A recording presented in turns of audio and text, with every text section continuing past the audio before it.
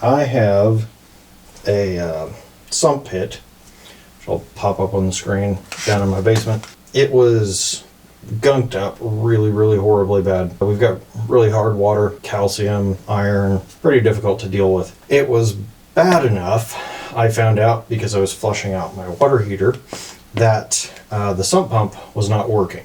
First, I was a little bit concerned that I might actually have to replace it. I did not want to do that because that was going to be several $100s, and it turns out that I did not have to after all. I figured, since this ended up saving me an enormous amount of money, I would just go ahead and share it. First off, all I actually had to have is some vinegar and a bit of there is lemon juice. You dump this stuff in to basically help dissolve whatever buildup is going on inside the sump pit. What you've got to do at first, though, is you have to make sure that your sump pump actually is still functional. Because obviously if it's not functional, then, well, who really cares? You're going to have to replace it. So what do I mean by not functional? That is whether or not the motor is burned out. I am going to use a GoPro and go down in the pit and show you what I'm talking about here. If I go right down in here, you can see, and I'm gonna have to cover the pit up at this point, this thing right here. Hopefully I have it pointed at it. So that is the float device, and it is what triggers these kind of sump pumps. Since I have it plugged in up there, I'm going to go ahead and lift that up, and hopefully you'll be able to see this, and it's going to trigger the sump pump.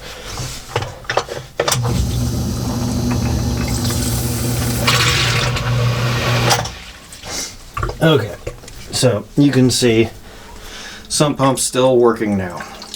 So what I did, and obviously if you have a sump pump, you should probably do this. I just realized you can't see me when I'm talking. If you have a sump pump in your basement or something like this, you should probably get an extra portable sump pump, which is what I have sitting right here. It's what this water hose is attached to. It runs up outside. It's not the specific purpose for that sump pump, but basically what I did, since this pit was virtually full, these side holes right over here lead to, let me turn this around, lead to different areas where there's tubing run under the basement pad, so that when the groundwater gets high enough, it comes in, fills the pit, and then the sump pump pumps it out. Obviously, I'm draining my water heater, which is what this black hose is all about. It filled the pit up, and then it needed to be pumped out. And I noticed it wasn't working when it was pretty close to about level with these inlet holes. And so I had to shut the water off. That's via this little valve right here. I had to shut the water off so that it would quit draining in. I went and got my portable sump pump and put it down in the pit to suck the water out, which took quite a while. This is nowhere near as high a flow as the big one down in the pit. I recommend, if you have a pit like this in your basement, make sure you have a portable sump and a water hose that will work with it in an emergency, similar to what I was doing here. Now, the reason why that's important is because I was getting ready to add liquid to the pit, more than what had already been added to it, which would have had it running up and basically getting water back up into the inlet pipes, which is, you want to avoid that as much as possible. When you pour in the vinegar and the lemon juice, you don't want it diluted any more than absolutely necessary. Basically, I had to figure out a way to empty it out. Well, I just used my portable sump pump, problem solved. So that's why you should get one of those. So back to this, what was going on down in the pit. all around down in here. You could see, and you still might be able to see a little bit of it, the dark red stains and the white stains that are all around. That is calcium and rust and iron deposits. Lime and rust, whatever you want to refer to it as. Simple solution, just add either the white vinegar or the lime juice. Well, I didn't know how bad it could possibly be, which is what the, not lime juice, lemon juice. That's what the lemon juice is for. It's a lot more acidic. So I dumped in 2 liters of that. 2 of these bottles. Maybe that's not quite a liter. Quart. Okay, whatever. Anyway, 2 quarts of this stuff is what I dumped in initially. And the water was up to probably about right in here, somewhere around in here when I first started pulling it down with this. I got it down to where it was probably pretty close to about where this metal piece is on the base of that. And the water was completely red. You could not see it. It basically just looked muddy. There was so much rust in it.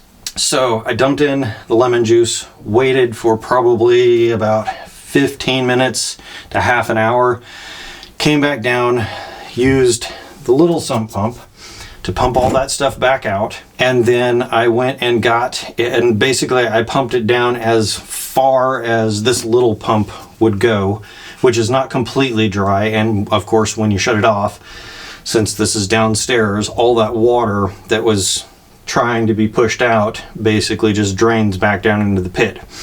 So not a huge amount, but a little bit, and thus making it impossible to get it completely dry down in there.